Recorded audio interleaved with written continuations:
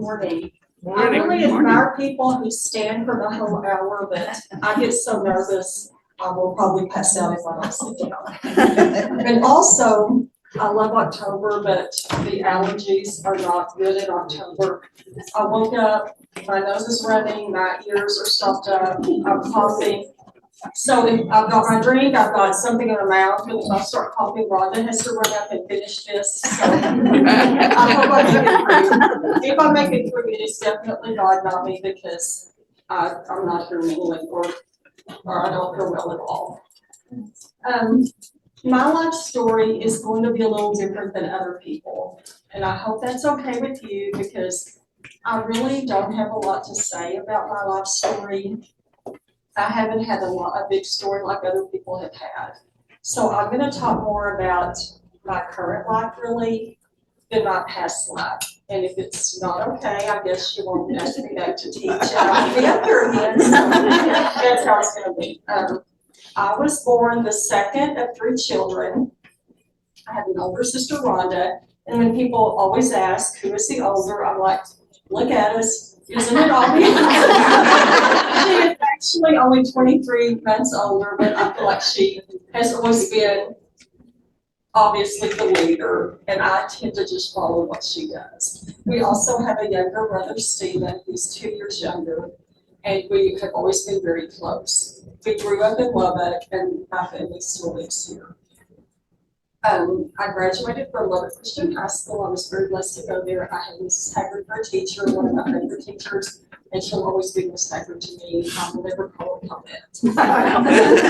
I went to Texas Tech to become an elementary teacher. I knew I wanted to be a teacher from the time I was in first grade. That's always what I planned on becoming. I've been in church my whole life. One of my earliest memories, maybe I was 2 or 3, my mother was the teacher, and you probably know the song, "He went walking and leaping and praising God." And I was on one of those little bitty chairs that 2 and 3-year-olds sit on, and I was jumping off the chair and walking and leaping and praising God. I remember that. And when I talk about my mom later, you'll know why she let me do that. Unlike Rita, who was saying the books of the Bible at 4, I was not doing that. One of the things I got from my family was that you work hard. And I think all 3 of us children really got that. If you want something, you work for it. And that was really instilled in us. Also, that family is very important, and we were all very close. My dad said one time when we didn't want to go to some family function, that would be boring, I don't want to go. My dad said, family functions are not supposed to be fun. You go because they're family. That's why you go. And that has become a famous quote, and we say it to the kids all the time. And yes, we use guilt. That's another thing we got from it.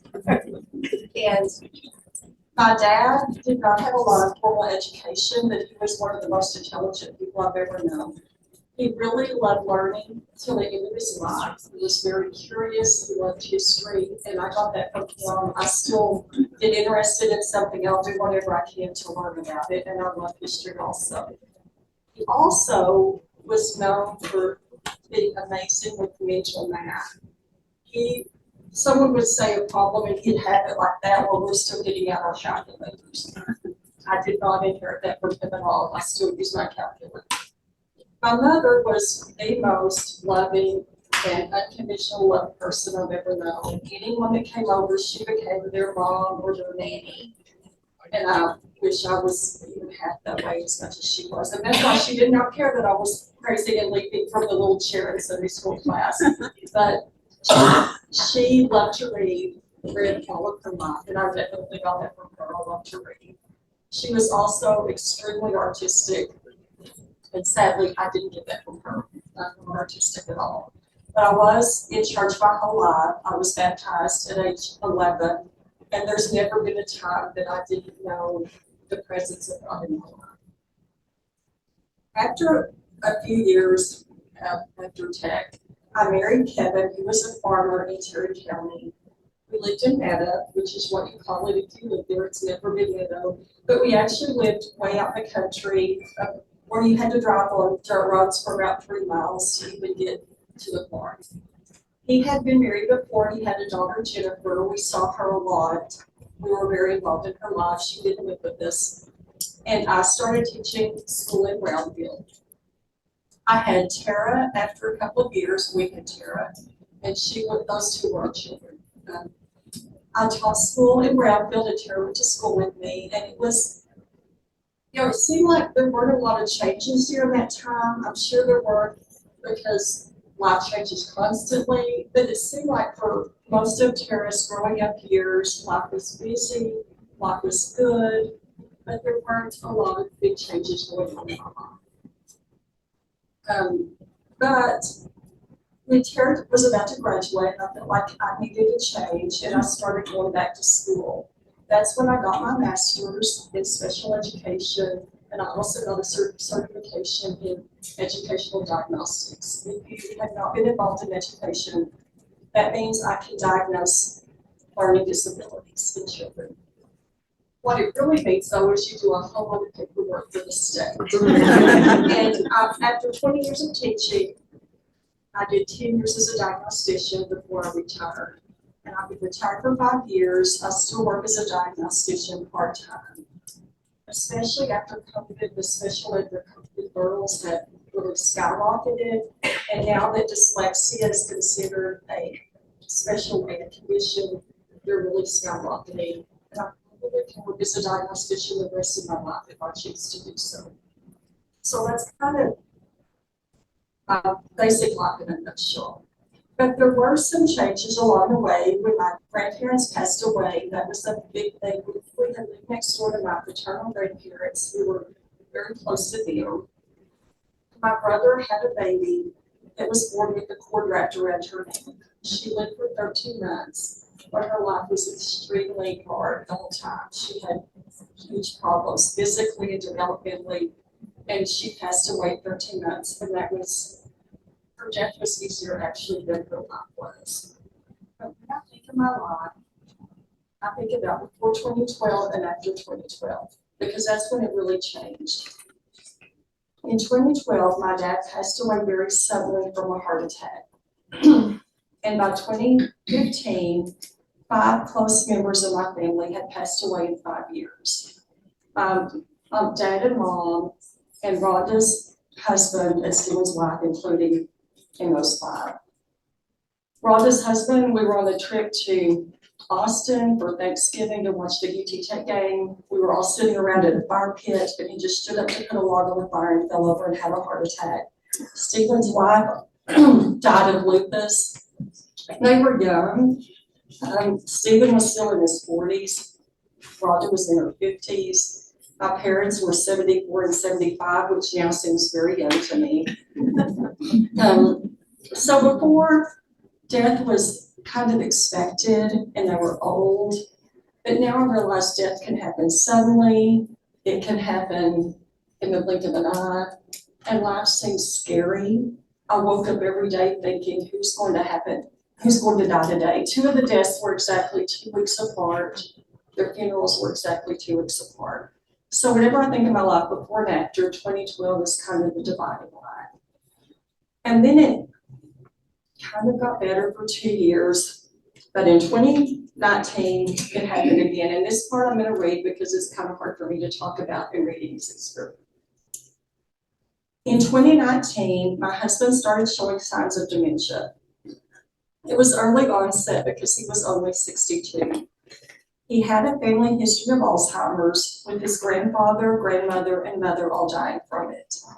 We had seen his grandmother and mother decline until they had to be moved into a nursing home. His grandmother lived about 3 years after that, with at least 1 year in an almost coma-like condition.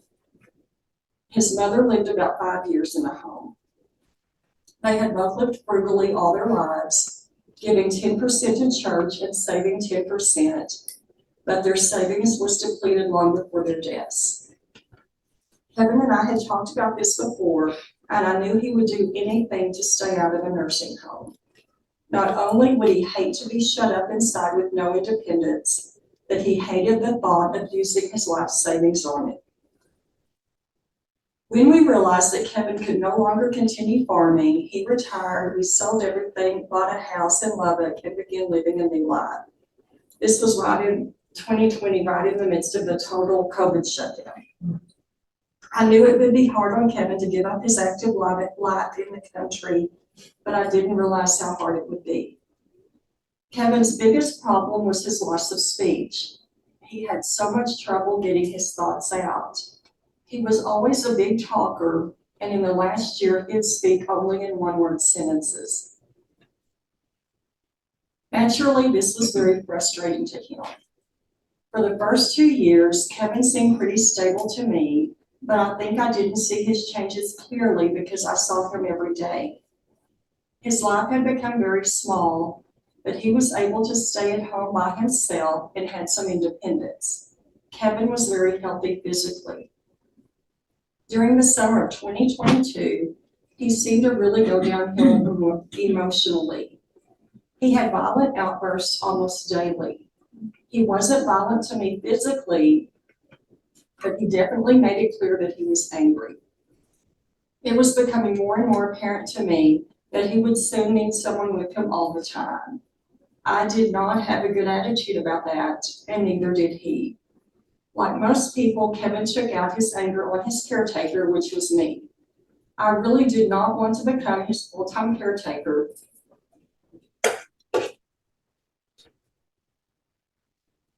I also just got Invisalign, which is making it hard to speak. I mean, it's everything. And Kevin had no desire to have a caretaker at all, and he definitely did not want it to be me. I remember so clearly sobbing on the bathroom floor and begging God for help, but the situation appeared hopeless. On a Friday in July 2022, Kevin became very angry. He found a gun, even though I thought I had gotten them all out of the house. He threatened to kill himself. I never believed he would, but I called 911 mainly to get someone to talk to him. I met the first responder outside while Kevin was inside.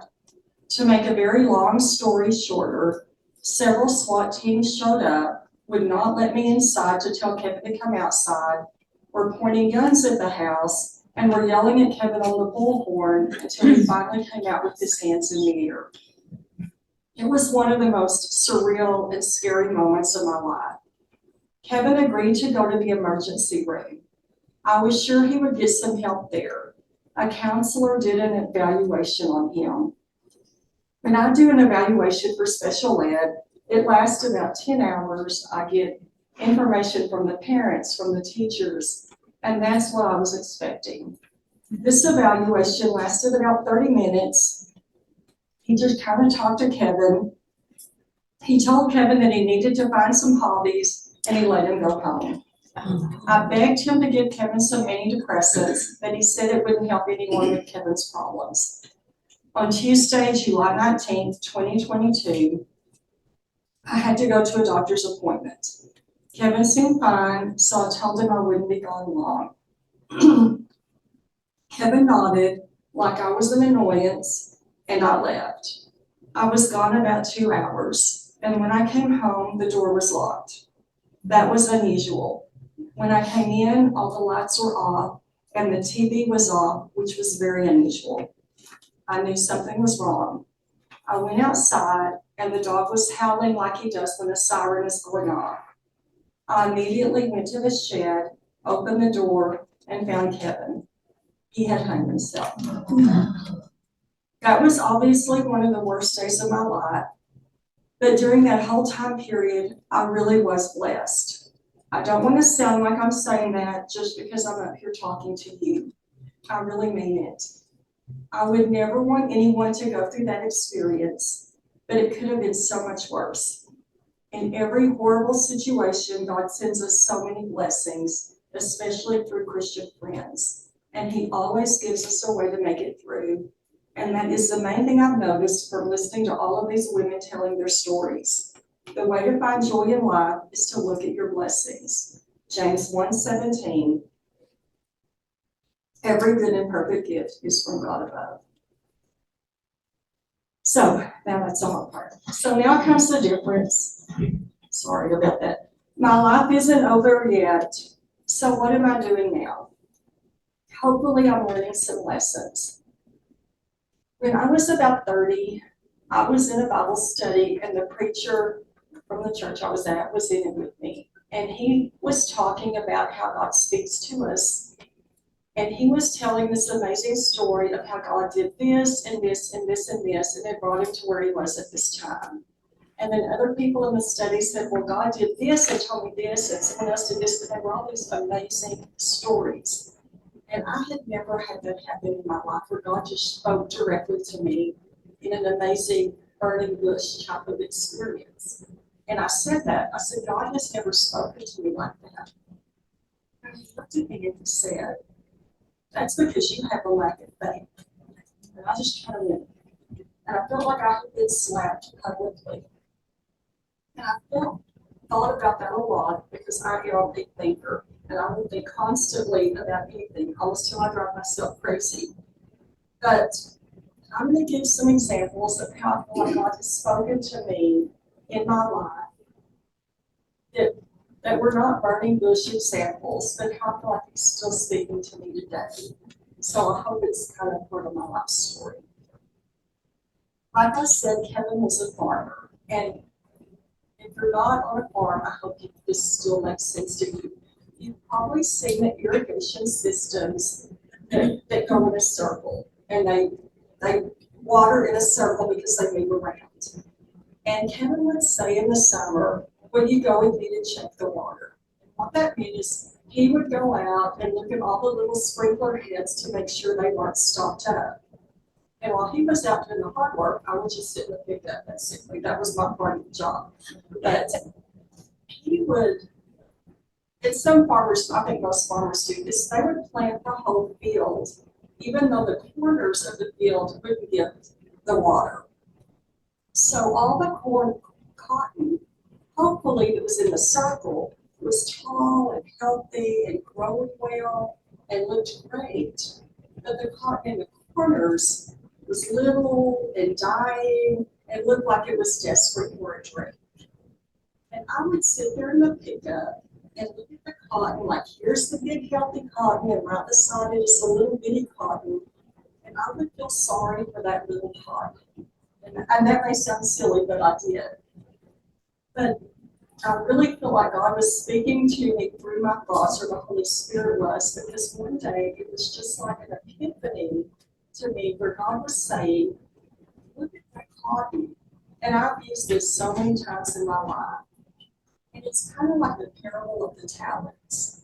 That cotton isn't wasting time looking at the other cotton. It's just growing where it's planted. And some farmers don't do this, but cotton would go ahead, Kevin, would go ahead and strip the whole cotton. He would strip the corners. But he didn't expect much of the cotton in the corners. If it made any cotton at all, that was just bonus for him. He didn't expect the cotton in the corners to do as well as the cotton that had been irrigated. Now, he expected a lot of that because he put money into it. So, and I thought God was saying, if you're planted in the corner, you just do what you can do with that little bit of talent you have. If you're planted where I'm giving you a lot, I expect a lot of you. And I could just see so clearly that God was telling me, you don't worry about other people. They may be planted in a better area than you. Worry about where you are. And sometimes bitterness can come to me. No one else has admitted to this, and I know, but I can pity myself sometimes. And I have to remember that cotton plant. I am exactly where God wants me to be. This is where I'm planted. And I have used that so many times, especially in the last few years. This is where God planted me. And it's basically bloom where you're planted. But if I can remember that cotton field, that is God speaking to me. And I know God's saying that because I need that. And the Bible talks about bitterness, Ephesians 4:31. Let all bitterness and wrath and anger and clamor and slander be put away from you, along with all malice. And when bitterness is listed with malice, I need to take it seriously. So I need to bloom where I'm planted. And I know this, comparison is the thief of joy, but I can compare myself often and I'm doing it back where I'm planted. And it's really silly and not smart at all to compare yourselves to others. And Paul says this in 2 Corinthians 10:12. Oh, don't worry. We wouldn't dare say that we are as wonderful as these other men who tell you how important they are.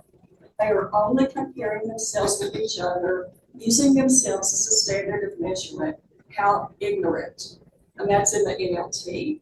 So that has been probably the best thing I've ever learned. Quit comparing myself. Look where God planted me. Keep in my own little area and just do the best with what God has given me today. And then God has also spoken to me through other people, just what they say. And this is through Rhonda. A few months ago, Rhonda said that she thinks that old people, which is obviously not us, whatever they are, they become more up. And I thought, what does that mean? And she said, well, like if they're really nice, they get nicer, and if they're really mean, they get meaner.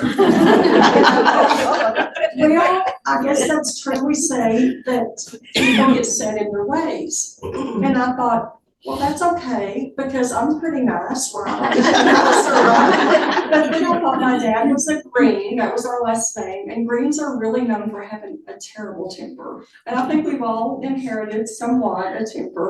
And my mom was a Kelly, and although she was pretty stately, when we go to the Kelly reunion, we look around, and there's some grumpy old women there. I love them. They are grumpy old women. So I really, I may be considered old right now because I can get that senior discount, but whatever I practice today is what I'll become. And when I taught, and I don't know that it really helped, especially because I would have my kids write their spelling words 3 times each.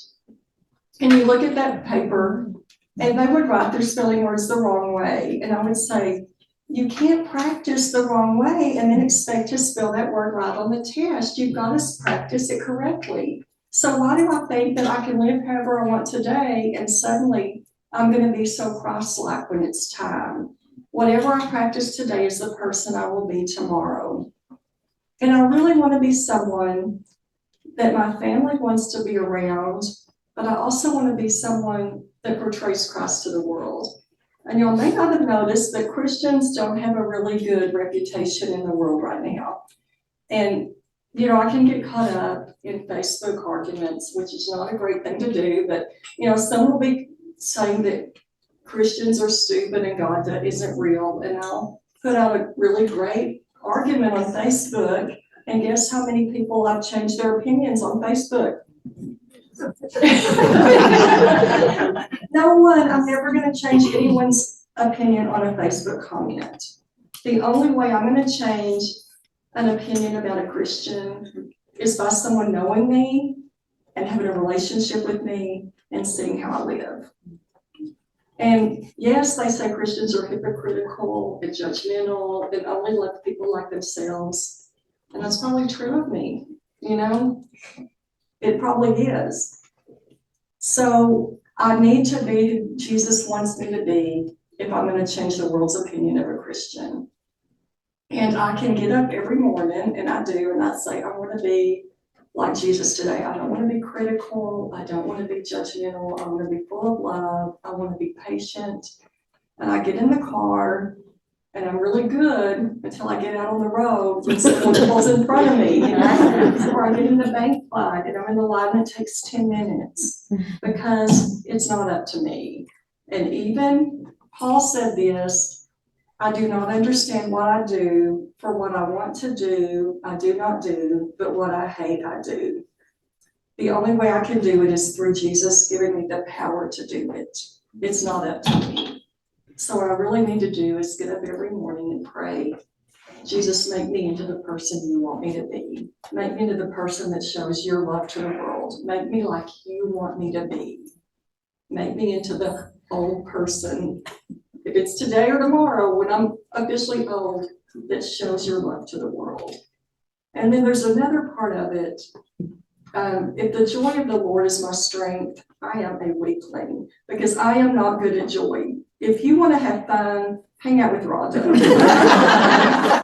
But if you want someone to cry over the state of the world, come with me. My brother loves to say he's a glass half full person. I'm not, I admit it. There is a hole in the bottom of my glass, and I see that the world is a sad place, and I can get so down about the state of the world. I mean, I really can. I need to not focus on the negative. I need to fill my mind with Bible and Jesus and the good of the world. I need to fill my mind with good thoughts every morning. So, finally, brothers and sisters, whatever is true, whatever is noble, whatever is right, whatever is pure, whatever is lovely, whatever is admirable, if anything is excellent or praiseworthy, think about such things. Philippians 4:8. So if I get up every morning and pray that Jesus will make me the person he wants to be and fill my things with uplifting thoughts, then I will be the person that can represent Christ in the world today. Not just in the future, but today.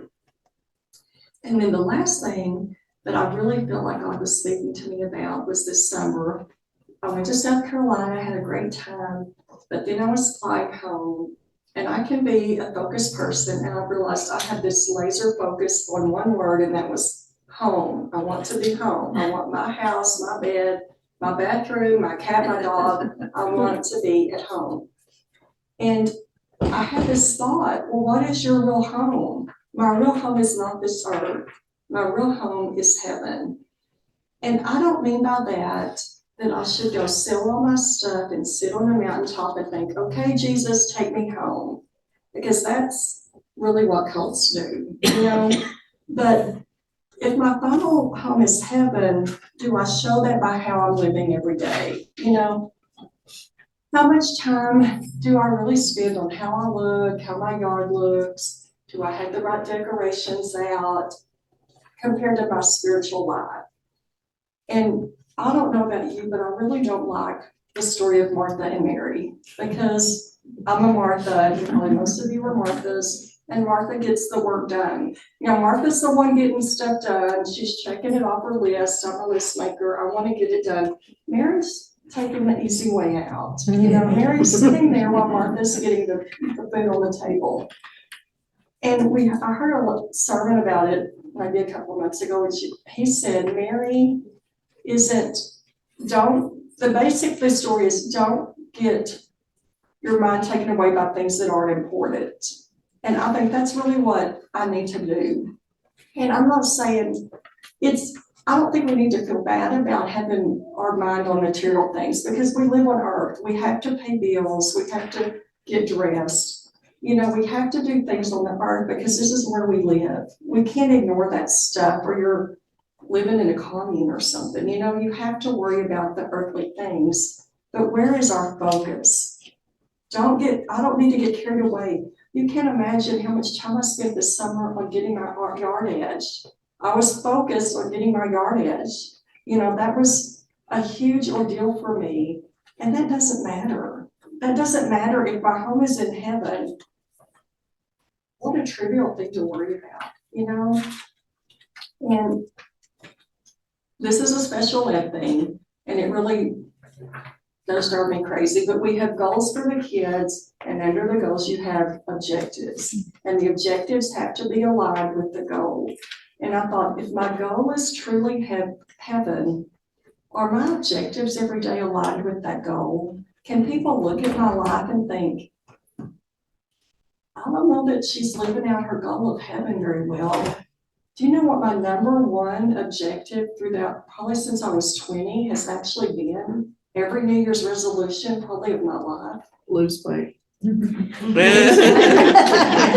weight. You know, I spent a tenth of much time on a spiritual goal as on losing weight. What a spiritual person I would be right now. You know, I'm looking at trivial things when my goal is heaven. So I want people to look at me and think, well, I can tell that Brenda's goal is heaven by the way she lives. I can see that her goals and her objectives, she really wants to be in heaven. She wants the people around her to be to heaven. So I want to quit being distracted You know, and I'm still not saying to ignore the earthly things because we have to live here. But I want at least there to be a good balance between earthly goals and spiritual goals. And I want to reach that one goal of heaven in losing weight. So I need to remember Philippians 3:20, that our citizenship is in heaven, and we eagerly await a Savior from there, the Lord Jesus Christ. Philippians 3:20. When I retired, I was really worried about it. I really was, because it basically says you're old. You're in a different part of your life, you know. But I saw this verse this week, and I think it's an amazing verse. Isaiah 46:4. I will be your God throughout your lifetime until your hair is white with age. I made you, and I will care for you. I will carry you along and serve you. That is a great promise. But another thing is I was worried about being bored. You know, what will I do? I'm so defined by my career. And I know I'm still working 2 days a week, but I am not bored. I feel like I'm busy all the time. But it's also a blessing to be able to have, like, I go to Bible studies 2 days a week. And there's just, especially when you're raising your family, it's just activity, activity, activity. But now there's so much more time to really study and listen and reflect on Bible studies, the Word of God, on prayer. And I think now I have more time to really listen to God. I think that when you take time to listen to God, He will speak to me through the Holy Spirit, through prayer. Just, you know, I'm taking more time to listen, and I think that's a blessing because, you know, I'm hearing. And it's not through miracles, but just through little things He tells me. And if I could go back and talk to a preacher, I would tell him, you know, it was a lack of faith because I still have a lack of faith. And I hope I continue to grow in faith, and I have. But I just didn't understand that God doesn't speak to everyone in those amazing ways. He speaks to us in different ways. And now that I have time to listen to Him more, maybe I'll hear from Him. But He does speak to me. You know, He does speak to me. And I hope that He is all, you know, we were both at the time. But just because it's not these amazing ways where you can say God actually spoke to me directly, it doesn't mean He doesn't speak to me. And I don't know if it was here, I think it was in another Bible story, we talked about Jacob. And I'm not a big fan of Jacob as a man, you know, with Jacob and Esau. He was kind of a mama's boy. He was very deceptive. He lied to his dad. But he really put himself together at the end. And we said that he finished strong. And I just love that. And that's what I want people to think about me. It's over. And really with my family history, it may be over pretty soon. I might walk inside and have a heart attack, and it might end today. Or it might not end for 30 more years. But when my life story is finished, I want people to say, I'm strong in Jesus. That's what I want my life to be remembered by, that I finished strong in Jesus. And so I'm going to end with this, Philippians 3:14. Press on toward the goal to win the prize for which God has called me heavenward in Christ Jesus.